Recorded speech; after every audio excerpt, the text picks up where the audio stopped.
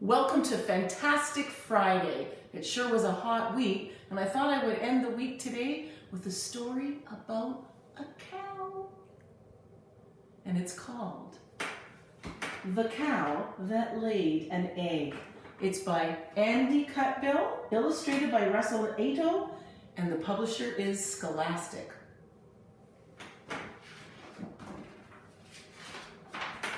The Cow That Laid an Egg. Marjorie the cow felt down in the dumps. "What's wrong, Marge?" clucked the chickens. "I don't feel special," said Marjorie.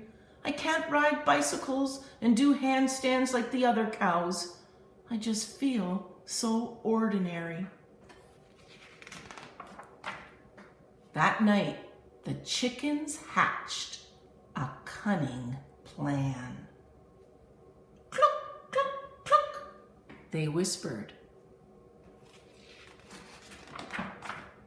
The following morning, there was an almighty commotion in the barnyard. "I've laid an egg!" shrieked Marjorie. All the other cows were astonished. None of them had ever laid an egg before. Even the farmer came running. "Oh my goodness," he cried, "Marjorie's laid an egg." The farmer's wife called the local newspaper. People came from far and wide. "We're extremely proud of Marjorie," announced the farmer to the crowd. Marjorie felt much more special now, and the chickens were as pleased as Punch too. But the other cows weren't so happy. "Our bicycle riding and handstands feel rather ordinary now. Something's funny's going on. Cows don't lay eggs. Chickens lay eggs. We don't think you laid that egg," the cows said to Marjorie. "We think the crafty chickens did it." Marjorie felt shocked. "Prove it," said the chickens.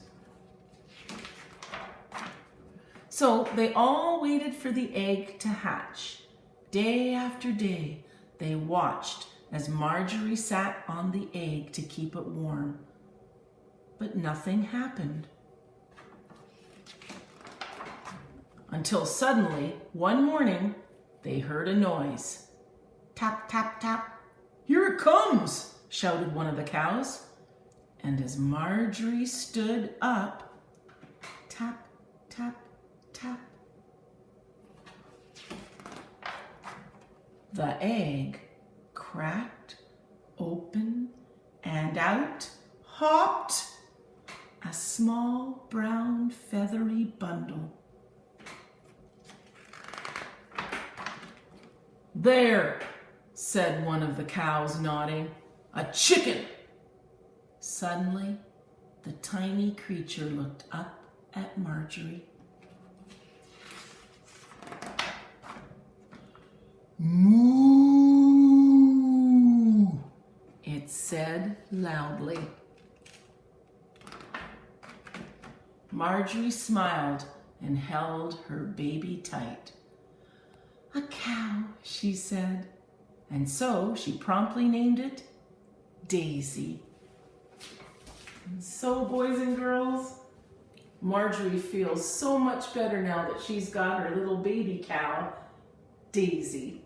And wasn't that a nice thing of the chickens to do? They sure were bucket fillers to make Marjorie feel a lot better about herself.